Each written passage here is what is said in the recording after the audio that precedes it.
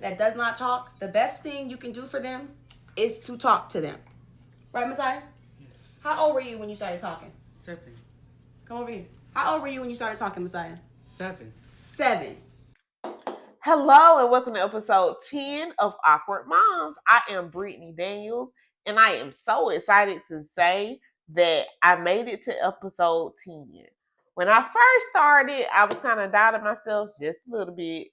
So to make it to episode 10, I am very much proud of myself and very much proud of getting to this point. And I can't wait to make it to episode 20. So, yeah, episode 10. I'm excited about that. So, in this episode, I'm going to talk about burning questions and kind of have a Q&A session. Um, I put out there, I think it was Monday, I made a post about parents asking me questions that they may have that they may not necessarily know who to ask or just wondering or whatever. So just give me some questions that you're wondering about. So I did have a good bit of parents that reached out to me and asked a couple of questions, and I did not do all of the questions because a lot of the questions actually were repetitive. So it was kind of like the same question. So I would just pick that question and just say, okay, I'll answer this that one time. So a lot of the questions were repetitive, but I'm very thankful for everybody participating and reaching out to me because, yeah, I would have been bummed if I didn't have any questions at all. So I'm thankful that everybody is inquisitive and wanting me to answer the questions and stuff. So I was very excited about this episode because I love parent involvement because I'm doing this for parents. So I love the parent involvement. So I'm very excited about this episode. So I'm going to dive right into the questions. The first question is, what is the main thing you suggest that should go in your child's IEP? I suggest a lot of things, but one of the main things that I think that you should keep in your child's IEP, especially if they have ADHD, is making sure that they have time to step away from their desk and walk if needed. I actually had an IEP meeting for Gavin this morning, and I was very excited walking away from it. I'm not gonna lie, I oftentimes walk into his IEP meetings kind of gloom a little bit because sometimes it puts you in touch with your reality. So I understand when they say that a lot of parents walk into the meetings and you kind of leave, just kind of you walk into it down and you may leave down, because I mean it kind of puts you in touch with what your child's reality is. But today, I left his meeting excited and happy because a lot of his accommodations that he had has been removed because he no longer needs them. And I think that comes with maturity. So if you're still in that phase where you're like, I just feel like it's so overwhelming, it's so much stuff, my child needs so many accommodations, they need so many strategies and structures, and it's overwhelming, it comes with maturity. Maturity allows them to, as they get older, it allows them to grow. So I was excited that, the meeting was maybe about 15 to 20 minutes long. And a lot of that was just discussing what he wants to do with his future. So I was happy because it really hit me that, he's maturing, he's growing up, and I'm not walking away from the meetings as doom and gloom as I usually am. But I said all that to say one thing that I did not remove is making sure that he's able to get up and walk around if need be. I think what's not understood about a lot of kids, especially with ADHD, their minds are always on go. Always. Always. They're always moving, it's always on go. So I think a lot of times we try to put kids in a box, especially if you're in a structured environment. You try to put them in a box to say, sit here, don't move. And it's kind of like, that's tough for them. That's hard. And so they're gonna be fidgety. They're gonna be movative. It's gonna happen because I mean you're trying to put them in a box that they can't sit in. So allowing them that opportunity to be able to get up and kind of walk around a little bit if necessary, that's an accommodation that I feel like is vital in your IEP. As well as another one that I think is very vital is making sure that anything that you know is a pivotal point for your child, making sure it's in there. So when I say that, the teachers may feel like, well, that's not really that important, but you know your child. So ultimately, if you feel like it's important for your child to, let's say, for example, if you're going through potty training, and it's important to you because you know at home you're potty training where we're going to the potty every 20 minutes. If that's an accommodation that you need because you want to sustain what you're doing at home, make sure that's in your IEP. Make sure what you're doing at home mirrors what you're doing at school. Unless it's something that's, of course, books wise or whatever, but make sure they mirror each other. That way you don't take them off track. Like on weekends when they're not in school, it's not being mirrored. So when they go back to school on Monday morning, you have to pop back into structure. That's why I always say make sure you have a structured environment at home too, so that way when they go back to school Monday, they're not overwhelmed. So that question had a lot of layers for me because it's a lot of things that I feel like is vital in IEPs, a lot of things. And that question was kind of like one of those things where I'm like, you probably want to just talk to me personally because IEP is individualized and it's kind of what fits your child may not fit the next child. So even if I give you an accommodation for your IEP or a service for your IEP, your child may not need that. My child may have needed it, but your child may not need it. So it's just all depending on your child. So I think that question had a lot of layers to it. I still wanted to answer it, but that question had a lot of layers to it. And I was just thinking, that's more so of a conversation that me and you can have personally to kind of get to the bottom of what's going to work for your child. My next question is, I'm having a hard time with my daughter eating. What do you suggest? So, you're not the first, second, third, fourth, fifth, sixth, seventh, or eighth parent that I heard say they do not eat. That's a tough one because Gavin just started eating. Honestly, he just started literally eating all of his food at his big age. Like there was a time where I would cook and he may eat one or two things off of his plate, maybe, or he may eat nothing at all. Because he has this mindset that if I don't want to eat it, I'm not eating it. And I'm not a mom that's going to force him to eat it. So, I would say for me, I feel like a lot of parents frown on if your child has this one thing that they like. It's like, no, let's try other things and for me, and this is me personally, I gave Gavin what he wanted. And his thing was pizza. So if he ate pizza every night, he ate pizza every night. I just bought a lot of pizzas. Like, I mean, because at least I know you ate. Until I can get you to try other things. Now, am I saying don't try to get them to try other things? No, I'm not saying that at all. I always push new things on them because you never know what they may try. But if in fact they're not trying that new thing you're trying to push on them, okay, here's the pizza. Gavin's thing now is cheeseburgers. When we go to restaurants, Gavin's going to order one of two things. If they don't have cheeseburgers, he's going to order chicken tenders. If they have cheeseburgers, he's going to order a cheeseburger. It does not matter what restaurant we're at. We can be at the nicest, exquisite steakhouse, whatever. Does not matter. Gavin went to a seafood restaurant and ordered chicken tenders. That's his thing. So, it's either cheeseburgers or chicken tenders. There's no pushback from me because if that's what he likes, at least I know he ate. But like I said, it may be about 14 is when he started kind of eating all of his food and kind of eating anything and not really, giving me any pushback for his food. So I say test them on test them on stuff, but if they um give you pushback and they don't want that, just give them what they want so you can make sure that they eat. Because the most important thing is making sure that they eat. Try it, like I said, try it just to see if maybe, just maybe, this time they may eat it.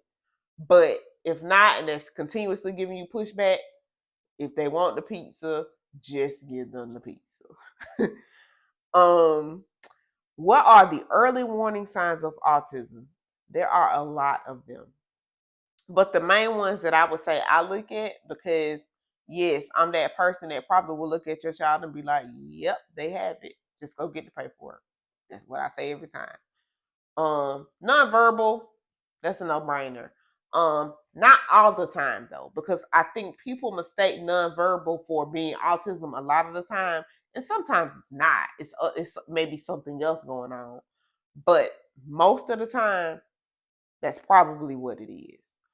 The one thing that I feel like a lot of people don't realize or notice is if you pay attention to a lot of autistic kids, especially when they're small, they walk on their toes. So a lot of times they walk upward.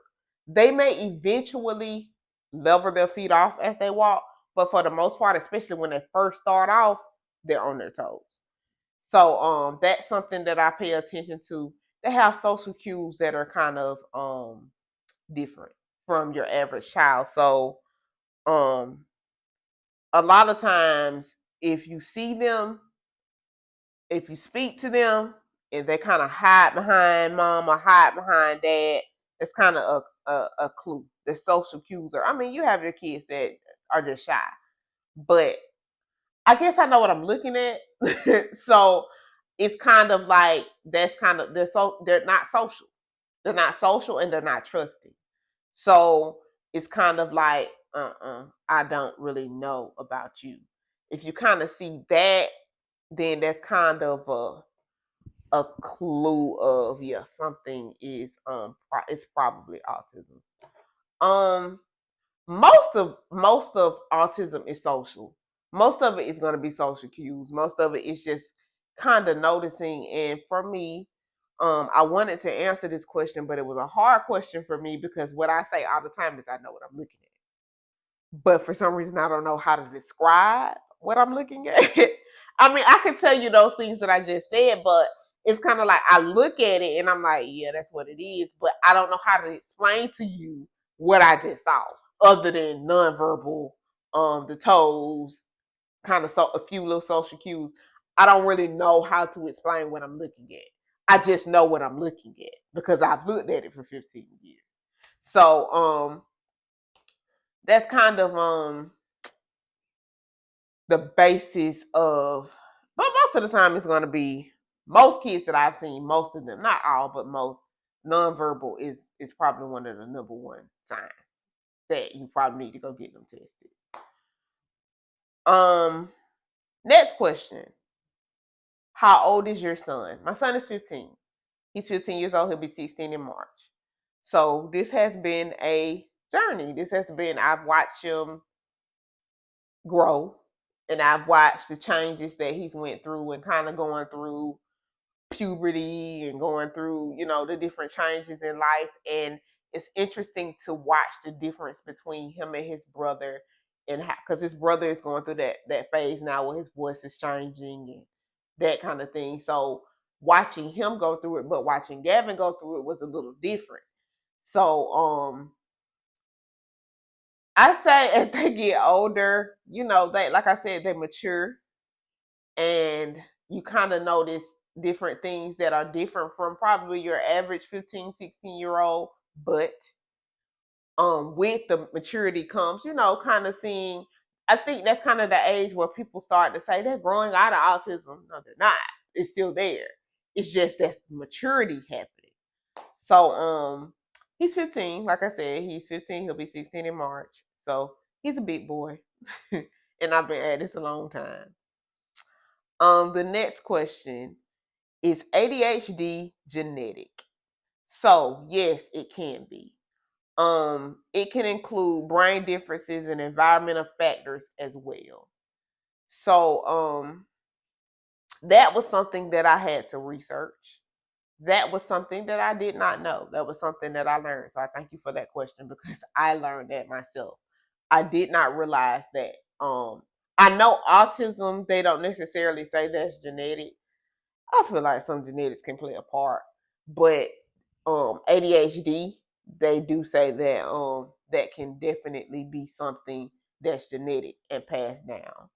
So to answer that question, yes, it can be genetic. Not always. It has to start somewhere. But yes, it can be genetic. Okay, what was your biggest challenge with your son? My biggest challenge was potty training. Potty training. That was a monster. We started potty training at 2. We wrapped potty training up at about fully got it, no question, no accidents at about 5. So that was years and years. And I'm sorry to scare parents if you have toddlers, but that was years and years of potty training simply because if they're nonverbal, you have to figure out creative ways to get them to alert you that they have to use the potty because they can't just tell you that. And so, from what I've heard, because I don't have girls, but from what I've heard, boys are harder to potty train. So, if you have a boy who may be hard to potty train already, on top of that, he's nonverbal. And then on top of that, he has autism. And then it was just so many factors that went into getting him potty trained. His brother was potty trained before him, and he's older than his brother.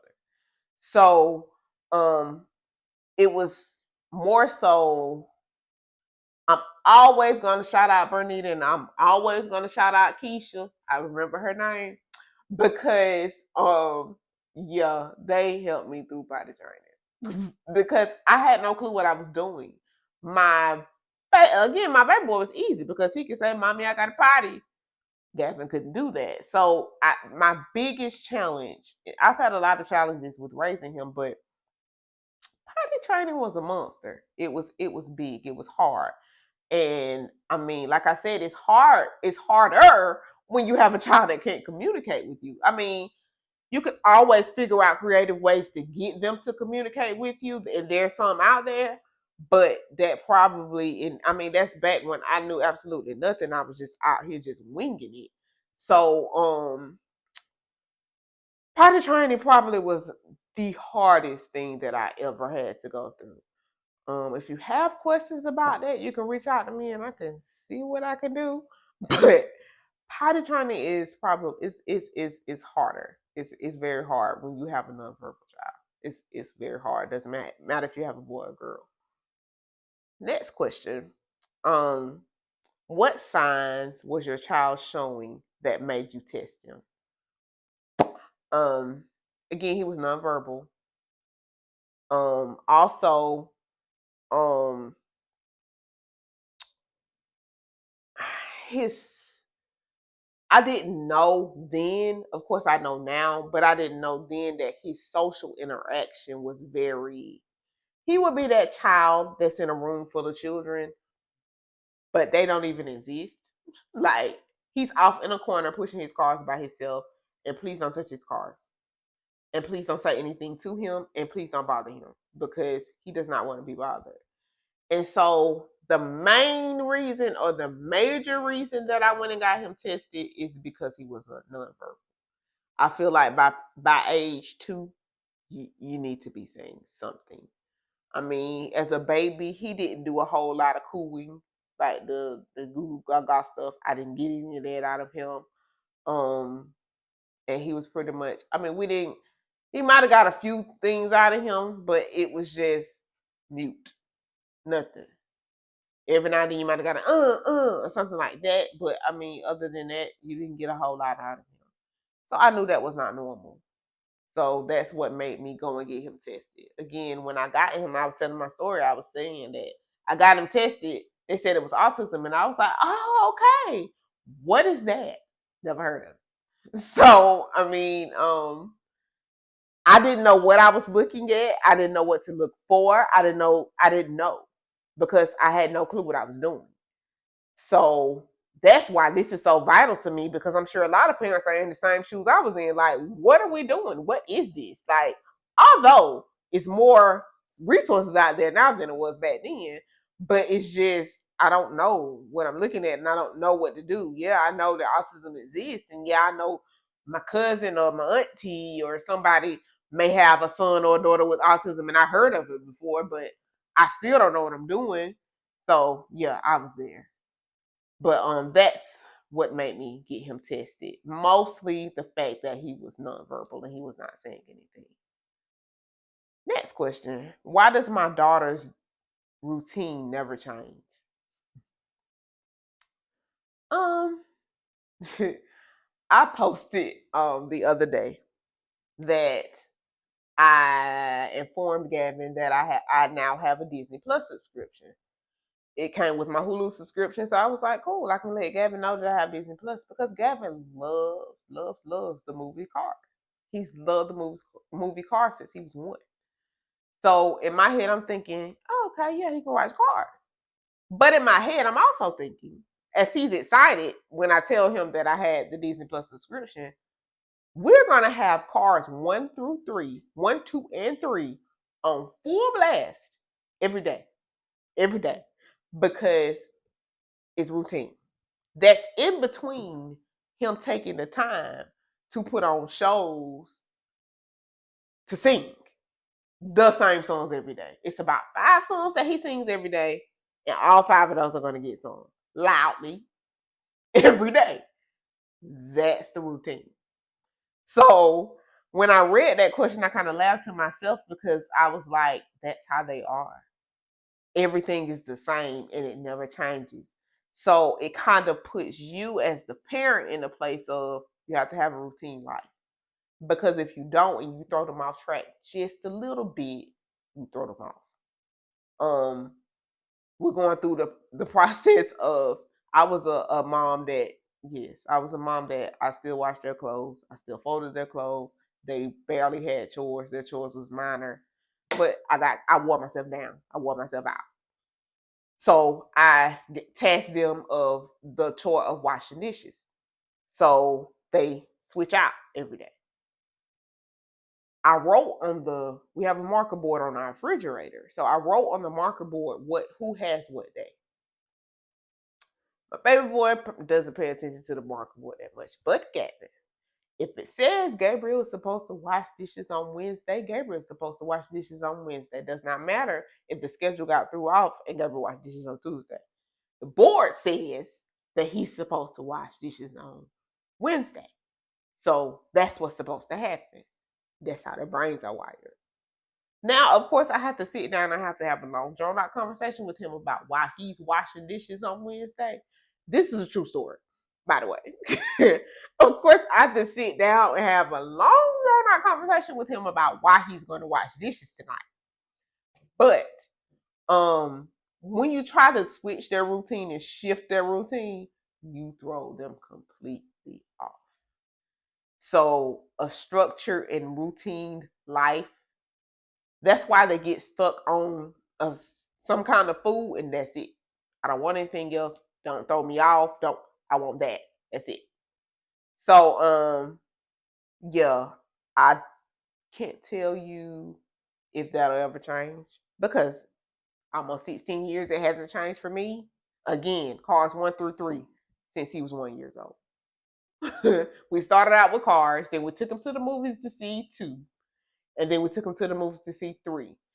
Back then we had DVDs, so we had all 3 of the movies on DVDs, and they watched every day, daily, every day. 1, 2, 3, 1, 2, 3, daily, every day. We're still doing that today. So I can't say if routine will ever change. All I can tell you is just keep the routine going. Don't try to interrupt their routine because you'll throw them off. Just keep their routine going.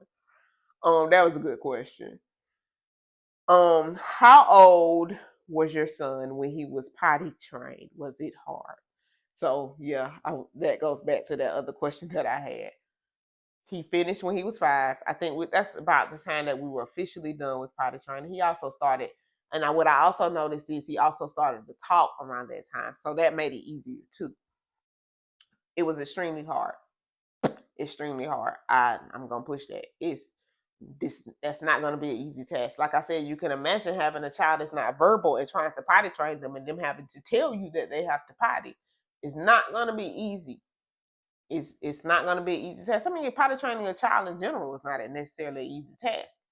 So it's not gonna be an easy task, but you can do it. Just beg for help because again, I'm thankful for the help that I had because I don't think I would have got through it. So I'm thankful because I had to.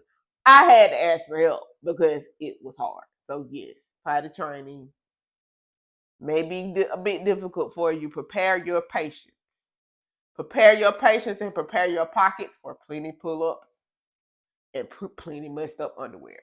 It's gonna happen. So prepare yourself. How can I help my nonverbal child express their needs? So I discovered something working at Stepping Stones that I thought was very neat. They used a lot of sign language, and I knew some of them, but I don't remember a lot of them. I know this was something, but I can't remember what they were. But sign language was something that they taught to kind of help them express what they're trying to say. I think this was more, maybe I can't remember, but sign language was something that really helped because I think I expressed in one of the videos in the past that I mean, if you have a deaf person that can't speak, okay, you give them sign language. So if I have a child that can't speak, I can give them sign language and that can help them kind of express themselves. So if you kind of learn a few, little small words to teach them, like more is a small word that they can learn because I mean, if I'm giving you something and you want more, that's a way of you telling me you want more. Of course they're gonna do a no and a yes. That's gonna happen mainly no. So of course that's gonna happen, but sign language was really a way for me thinking back with Gavin because of course back then I didn't know. So for me, it was kind of I would take him to the like if he wanted something out of the refrigerator, I would take him to the refrigerator and let him point out what he wants or what he's trying to tell me. So making sure that, you take them to stuff and they kind of tell you what they want. But while giving it to them, for example, if they say they want a juice, say juice. Make sure you say, kind of the only way you can get your child to talk, I saw a TikTok and I loved it. The way to get your child to talk is to talk to them. How can you want them to talk and not talk to them? So if you're handing them something, this is a juice. Say juice. Juice, are they what they say? Probably not. But at least I'm putting words inside of you. So that was something that I know I did with Gavin. I would just take him to what he wanted. Or if it was a toy, I just use the refrigerator as an example. But if it was a toy, if it was, take me to what you want and point at it. So I kind of know what you're wanting. So sign language and kind of following them and kind of having them show you what they want. Nonverbal children is complicated. It's complicated and it's a little bit hard to figure out, but it's creative ways to get it done. But that's one of those things that's a little bit complicated. Okay, the next question is, will my daughter always be antisocial in a social environment? That can change. Um, Depending on age too. Because again, like I said, with maturity came a change in Gavin. So now he's more social than what he used to be. There was a time where, he would be in a corner somewhere and you would not even know he was in the room. But now he's more vocal and he's more expressive he'll talk to more people. But I think that came, like I said, I think that came with the maturity. That came with kind of growing up and kind of, trying to be more social. I was shocked to hear from his teacher today that he actually has a friend circle and that he cracks jokes with and cuts up with or whatever. So I mean, he's more social. So do I feel like they may eventually kind of grow out of that and move out of that? Yeah, I just feel like it comes with maturity. But also realizing that, hey, you may have a child who's just simply an introvert. And it may not have anything to do with them having autism at all. It may simply be that they're just simply an introvert and they're not very social. So it's also figuring out personality traits too, and not just necessarily saying it's autism. It could just be a personality trait as well. But like I said, with growth comes maturity. With getting older comes maturity, and they may get older and become more social, and before you know it, they'll social butterfly. Or they may continue to be an introvert, and hey, I'm an introvert. Nothing wrong with it. I love it. I love being an introvert. So, yeah, that's something that you just have to watch with time and kind of see, whether they kind of grow out of it. And you may look around in a few years down the line, it may be that if you've really seen them blossom. Like I wasn't giving out any names on the questions, but I do know who asked me that question. And I mean, you got some time. You have some time. So she's gonna grow out of that. She'll eventually become, you're a social butterfly. So she'll eventually kind of grow out of that and kind of, come into it, but with maturity, like I said. I remember you saying your son is on medication.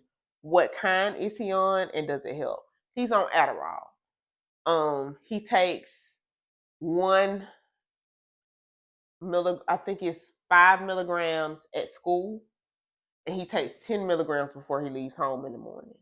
So he takes the 10 milligrams in the morning before he leaves. I give him that. And then at 12, he goes to the nurse at school, and I give him 5 milligrams to kind of help get him through the rest of the day. I do not give it to him on the weekends, and I do not give him to him if they have breaks, spring break, summer break, Christmas break, fall break. I do not give him the medicine unless he asks me, because he's conscious of what's going on in his mind. So if he's feeling like he's overwhelmed or overstimulated, he will ask. He doesn't ask often, but he will ask if needed. So I kind of keep it at if needed if we're not in school, because I want to give him a break. But I mean, we mainly got the medication for school, and that's it. It does work. It does help. I think I've said before, we went from a lot of F's to, I think his lowest grade right now is 85. He has a 100 in U.S. history. So it does help. We're gunning for. We already got Junior National Honor Society. Our next thing is National Honor Society. That's what we're working on right now for high school. We're working on scholarships. We're working on getting his future set up. He's taking AP classes. So it has helped tremendously. And what was important to me was making sure that he knew that it helped.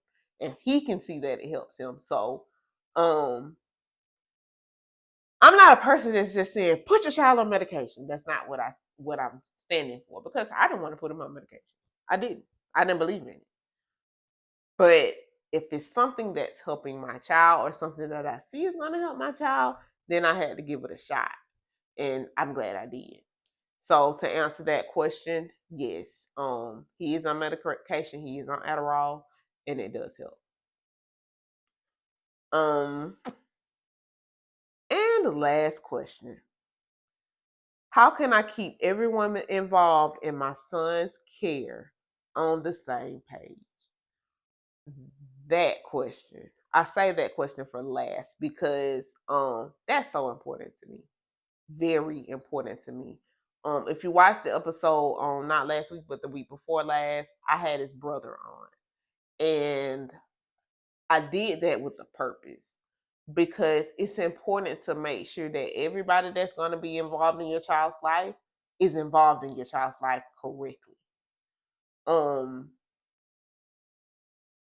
Everybody has to be on the same page at all times, and making sure that you only keep in their circle who can be involved the way that you want them to be involved, not the way that they want to be involved.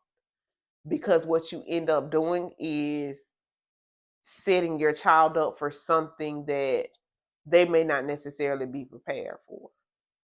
So making sure that, if they stay with grandma every day, grandma understands, okay, we have to do this way and we have to do that way. That's the structure. That's the structure, period.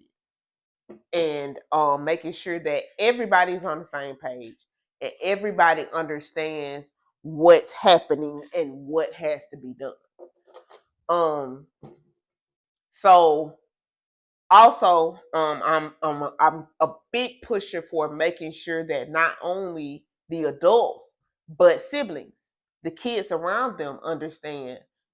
This is why my brother or sister is this way, and make sure they understand what autism is, what ADHD is, what Asperger's syndrome is, what Down syndrome is, what all of that is, so that way they thoroughly understand why their brother or sister may be the way that they are. Having a talk with Gabriel after we got done with the episode the other week, there was a lot of things that I said to him that he did not know about his brother, and he's been living with his brother for 13 years. But he had no idea about some of those things.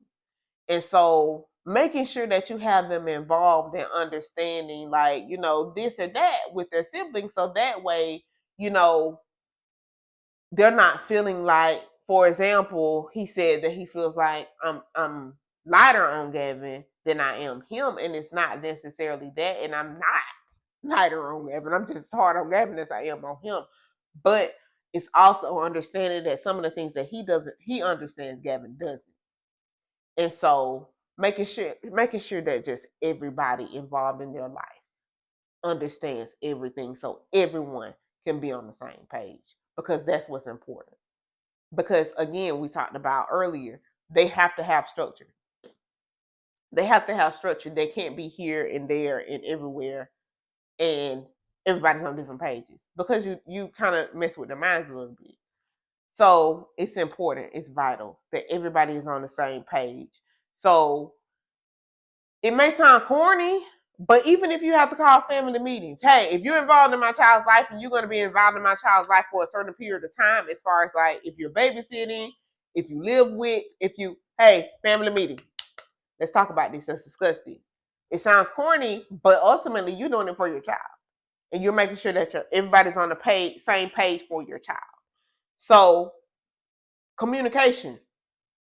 Communication. Hey, this happened in school today. So we need to make sure that Gavin understands that, this doesn't need to happen, or it's okay that it happened, or it's, what I'm saying, making sure that everybody involved is on the same page is vital. It's vital. What I'm going to always say, like I said, it may sound corny, but family meetings are called. I will call a family meeting. Hey, we need to sit down. Because, everybody has to be on the same page.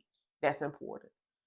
So that's the best way to keep everybody involved. Just make sure that you communicate with everybody that's a part of their life, and make sure that they understand that this is this and that is that, and we're not breaking it. I don't care how you feel. I don't care that you don't like that they're on medication. I don't care. I, as the parent, feel like they need to be on medication, so they're going to take it. That same page. Whether you understand it or not, I, as the parent, have made that decision for my child and my child's well-being. So that's advocating as well. Hey, I don't care how you feel about that. That's my decision. So, yeah, that's probably, I would say, like I said, being corny and calling family meetings, calling on the phone. Hey, I heard this happen. I don't need that to happen. Constant communication. I can say the in a nutshell, to wrap that question up, constant communication. That wraps up the questions that I have. Because like I said, a lot of the questions were repetitive, or if they were worded different, I already had something in here that could kind of answer that question. So I'm always open to questions. Don't just reach out to me because I made an episode about questions. I'm always open to questions. I'm always open to communicating. If you have questions, if you have concerns, if you just need to vent, just hey, Brittany, I just need to talk. Cool, let's talk. Like I'm open to whatever. I'm always, always, always. I'm an open book. I do not hold back. I'm not a person that where they say gatekeep. I don't gatekeep. I don't hold back. I don't. If you want to know something about how did I do this or that, ask me. I will tell you.